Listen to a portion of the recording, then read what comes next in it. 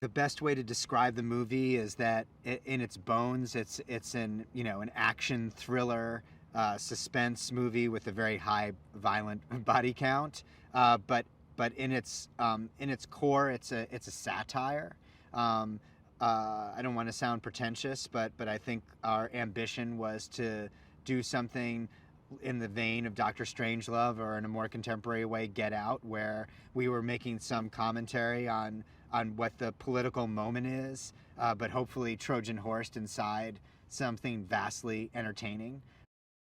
The movie tries not to get too caught up in what their beliefs are, because it's so interested in this idea of identity politics and what we assume about each other, and how those assumptions are very often both dead wrong and dead right, pun intended. But hopefully, when you get to the end of the movie, you realize, wow, if only we could have just sat down and tried to work out our differences in other ways than firing weapons at one another. When we started reading actors for Crystal, we pursued Betty, and she went on tape in her audition, and she did the mom pa scene. And as soon as she said, "You done fucked up, bitch," and sort of kind of like did this little kind of like boxer like stride, like Nick and I just looked at each other. Craig was not in the room with us, but he had said to us, "You're going to want to watch this." And we were like, "Oh, I feel bad for all the tapes that we haven't seen yet, because it's going to be Betty Gilpin."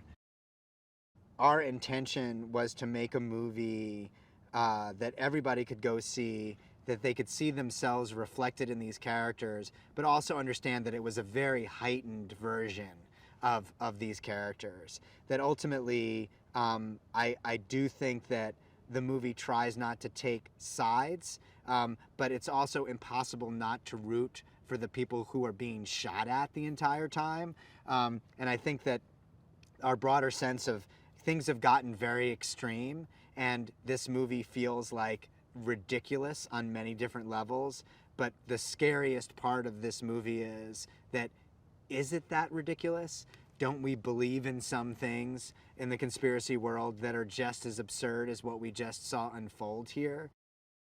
I don't like being the butt of the joke, and I actually feel like, although my political ideology is vastly different in many ways from conservatives, they are just they have a much better sense of humor about it, about the whole thing, which I think is commendable, and the movie tries to reflect that idea as well.